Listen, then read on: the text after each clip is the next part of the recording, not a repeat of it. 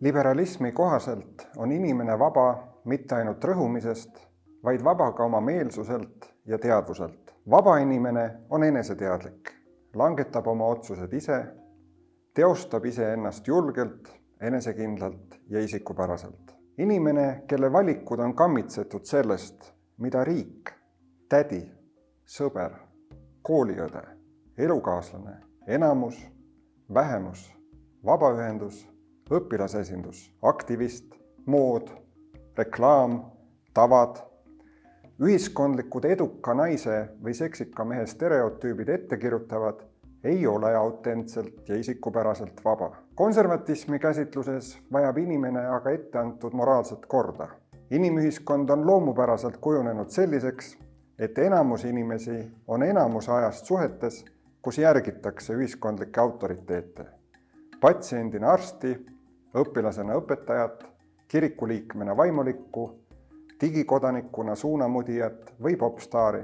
Inimühiskond on loomupäraselt kujunenud hierarhiliseks.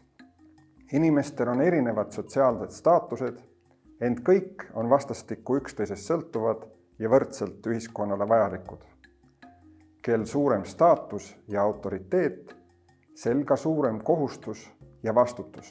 Liberalism ja konservatism on vastandpooled poliitilistes vaidlusküsimustes nagu abordiõigus, sooneutraalne abielu, sooline võrdõiguslikkus, transsooliste õigused, immigratsioon, keskkonnakaitse ja õiglus rassisuhetes. Eri kontekstides võib mõiste konservatism omandada seejuures erineva tähenduse.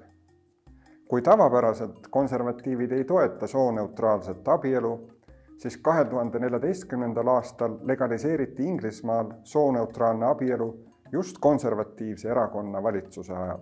Kui kõige konservatiivsem lähisuhte vorm heteroseksuaalsele paarile on ühise vara ja võib-olla ka ühise perenimega abielu, siis Inglismaal võib sama kehtida ka samasooliste paaride puhul.